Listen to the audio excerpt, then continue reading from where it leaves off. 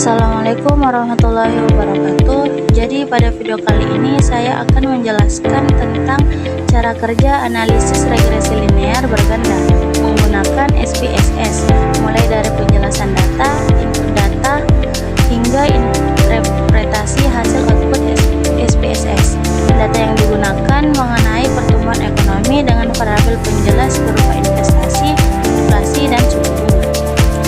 Jadi analisis regresi linear berganda digunakan untuk mengetahui hubungan dan pengaruh beberapa variabel independen terhadap satu variabel independen. Dalam penelitian pertumbuhan ekonomi, regresi ini digunakan untuk melihat sejauh mana investasi, inflasi, dan suku bunga mampu menjelaskan pertumbuhan ekonomi selama periode 15 tahun.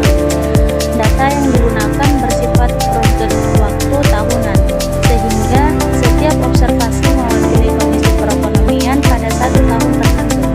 Pertumbuhan ekonomi dijadikan variabel terikat karena mencerminkan kinerja perekonomian secara keseluruhan, sedangkan investasi, inflasi, dan suku bunga dipilih sebagai variabel bebas karena secara teori ekonomi memiliki keterkaitan langsung dengan aktivitas produksi dan konsumsi.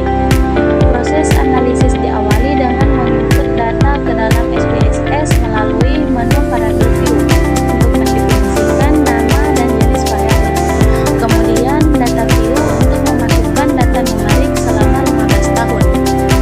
Sehingga data lengkap analisis regresi dilakukan melalui menu analisis regression linear dengan pertumbuhan ekonomi sebagai variabel dependen dan investasi, inflasi, serta suku bunga sebagai variabel independen. SPSS kemudian menghasilkan beberapa output utama, yaitu model Sumner, ANOVA, dan coefficient yang masing-masing memiliki fungsi berbeda dalam menjelaskan kekuatan dan signifikansi model regresi.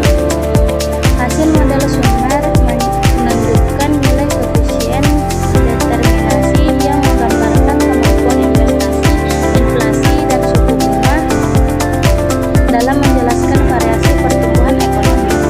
Nilai R-square yang tinggi menandakan bahwa model regresi cukup baik karena sebagian besar perubahan pertumbuhan ekonomi dapat dijelaskan oleh ketiga variabel tersebut.